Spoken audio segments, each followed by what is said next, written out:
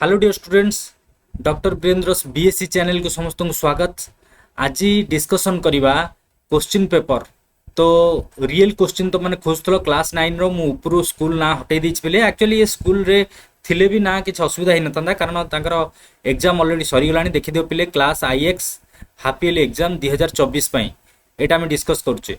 तो देखि दियो सेंटर कोड लिखाई छे, स्कूल कोड, सेंटर कोड, एटा ऑब्जेक्टिव सब्जेक्टिव पे पार्ट 1 टा होची ऑब्जेक्टिव, पार्ट 2 टा होची सब्जेक्टिव। मु तो मन को गोटी वीडियो रे ऑब्जेक्टिव सब्जेक्टिव करे देबी, देखै देबी। तो कारण आगरु दीदीटा वीडियो बनौतली ऑब्जेक्टिव सब्जेक्टिव पई। देखो पिले half yearly exam very very important, class IX आ एसएससी सोशल साइंस, ओके, सामाजिक विज्ञान। तो देखि दियो क्वेश्चन गुडा को। भास्को डा गामा केबे भारत को जलपथ आविष्कार करथिले? पिले गोटे कथा कहि रखे, जो आंसरटा से पिलाटी मारिची सेटा को समस्ते ठीक भाव बोली भाबिबोनी, कारण सी जो आंसर भाबिची सब गुडा ठीक बोली आमे कहि परिबा नाही। तमे निजे आंसर काढो आउ ए आंसर गुडा को मन रखि के जाओ। देखिबो तमरो एग्जाम सरला परे एई क्वेश्चन रु केते क्वेश्चन डायरेक्ट आछी मते कहइबो। ओके, क्वेश्चन पिले बहुत कष्ट करी कणा हिची तमनक पई।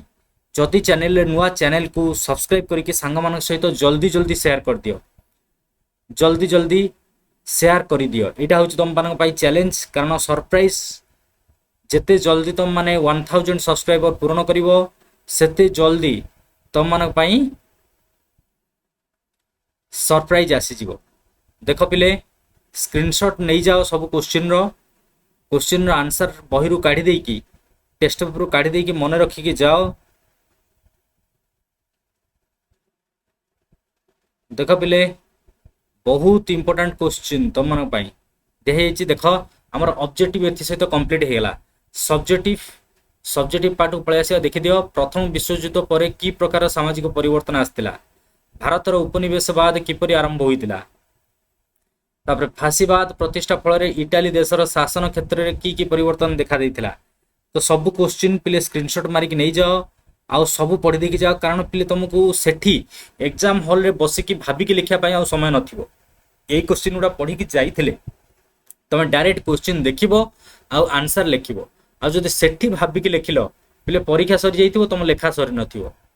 तो जानिचो केते लिखिया को पड़े हमरो जेतेबेले हाफ ईयरली एग्जाम हुए। हाफ ईयरली आ वार्षिक, अर्धवार्षिक आ वार्षिक ए दुटा होछ छोटर बड़ एग्जाम।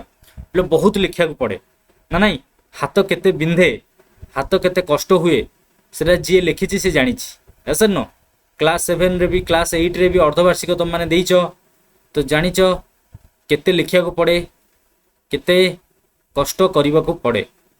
तो बारंबार तुम मान को कहूच पिले माने जदि चैनल रे नुआ चैनल को सब्सक्राइब करी संग मान सहित शेयर कर दियो, कारण तुम मान पई बहुत जल्दी सरप्राइज अछि। ओके, तो आज पई एतिकी। Thanks to all of you, all the best for your exam.